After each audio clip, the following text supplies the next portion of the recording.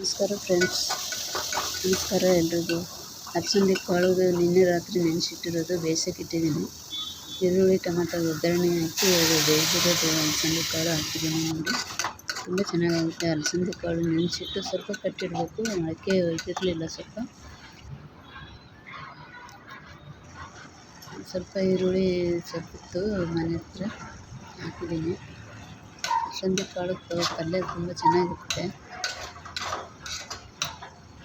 ಸ್ವಲ್ಪ ನೆಂದಿರೋ ಕಾಳು ಇದ್ದರೂ ಕೂಡ ಅದು ಬೇಯಬೇಕು. ಬೇಯಿದ್ರೆ ಇನ್ನೂ ಟೇಸ್ಟಿ ಚೆನ್ನಾಗಿರುತ್ತೆ. ರೊಟ್ಟಿ ಜೊತೆ ತುಂಬ ಚೆನ್ನಾಗಿರುತ್ತೆ ಅಲಸಂದೆ ಕಾಳು ಪಲ್ಯ. ನಮ್ಮ ಉತ್ತರ ಕರ್ನಾಟಕದ ಖಡಕ್ ರೊಟ್ಟಿ ಮತ್ತು ಅಲಸಂದೆ ಪಲ್ಯ, ಶೇಂಗಾ ಹಿಂಡಿ, ಉಪ್ಪಿನಕಾಯಿ, ಮೊಸರು. ಬನ್ನಿ ಊಟ ಮಾಡೋಣ ಫ್ರೆಂಡ್ಸ್. ಅಲಸಂದೆ ಕಾಳು ಪಲ್ಯ ನೀವು ಏನು ಮಾಡ್ತೀರಾ ಅಂತ ಕಮೆಂಟ್ ಮಾಡಿ. ನಾನೀಗ ಮಾಡಿದ್ದೀನಿ, ತುಂಬ ಟೇಸ್ಟಿಯಾಗಿತ್ತು. ಮೊಸರು, ಶೇಂಗಾ ಹಿಂಡಿ ಮತ್ತು ಖಡಕ್ ರೊಟ್ಟಿ ನೋಡಿ. ಅಲಸಂದೆ ಕಾಳು ಪಲ್ಯ ತುಂಬ ಬಿಡಿಯಾಗೂ ಇದೆ, ರಸರಸಾಗಿದೆ, ತುಂಬ ಚೆನ್ನಾಗಿದೆ. ಇದು ಮೊಸರು ಜೊತೆ ತುಂಬ ಚೆನ್ನಾಗಿರುತ್ತೆ. ಈ ಖಡಕ್ ರೊಟ್ಟಿ ಇರಬೇಕು, ಇನ್ನೂ ಟೇಸ್ಟಿ. ದಪ್ಪ ಅಲಸಂದೆ ಇತ್ತು. ದಪ್ಪ ಅಲಸಂದೆ ನೆನೆಸಿಟ್ಟು ಒಗ್ಗರಣೆ ಹಾಕಿದ್ದೀನಿ. ಖಡಕ್ ರೊಟ್ಟಿ ಇತ್ತು, ತುಂಬ ಚೆನ್ನಾಗಿತ್ತು. ಅದು ರೊಟ್ಟಿ, ಹಿಂಡಿ, ಮೊಸರು ಮತ್ತು ಅಲಸಂದೆ ಕಾಳು ಪಲ್ಯ. ಅಲಸಂದೆ ಕಾಳು ಪಲ್ಯ ನೀವು ಏನು ಮಾಡ್ತೀರಾ ಅಂತ ಕಮೆಂಟ್ ಮಾಡಿ ಹೇಳಿ. ಹಾಗೆ ಬೇಯಿಸಿ ಮಾಡಿದ್ರೆ ಹೆಂಗಿರುತ್ತೋ ಗೊತ್ತಿಲ್ಲ. ನಾನು ನೆನೆಸಿಟ್ಟು ಮಾಡಿದ್ದೀನಿ, ತುಂಬ ಟೇಸ್ಟಿಯಾಗಿತ್ತು. ಜಾಸ್ತಿ ಹೊತ್ತು ಕುದಿಸೋದು ಬೇಡ. ಜಾಸ್ತಿ ಹೊತ್ತು ಬೇಯಿಸಿದ್ರೆ ಮೆತ್ತಗಾಗ್ಬಿಡುತ್ತೆ. ಅದು ಮೊಳಕೆ ಒಯ್ದಿರೋದ್ರಿಂದಲ್ಲ, 1-2 ನಿಮಿಷ ಬೇಯಿಸಿದ್ರೆ ಸಾಕು. ತುಂಬ ಚೆನ್ನಾಗಿತ್ತು ಖಡಕ್ ರೊಟ್ಟಿ ಜೊತೆ.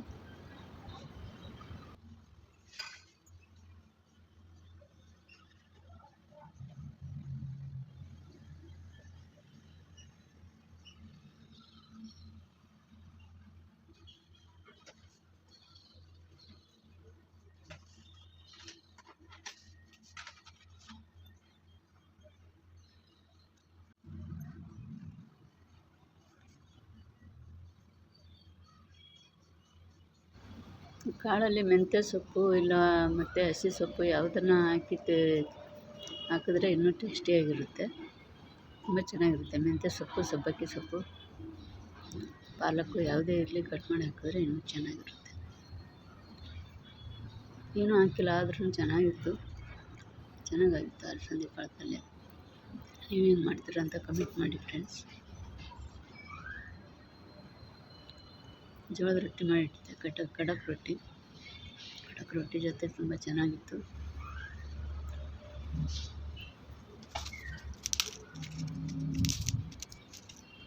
ಮೆಂತ್ಯ ಸೊಪ್ಪಂತೂ ಇನ್ನೂ ಟೇಸ್ಟಿಯಾಗಿರುತ್ತೆ. ಮೆಂತ್ಯ ಸೊಪ್ಪು ಕಾಳಲ್ಲಿ ಪಲ್ಯ ಮಾಡಿದರೆ. ಇದರಲ್ಲಿ ಕಾಳು ಹಾಕಿ ಮಾಡಿದ್ದೀನಿ, ಚೆನ್ನಾಗಿತ್ತು. ಪಲ್ಯ ಹಾಕಿ ಮಾಡಿದ್ರೆ ಇನ್ನೂ ಟೇಸ್ಟಿಯಾಗಿರುತ್ತೆ.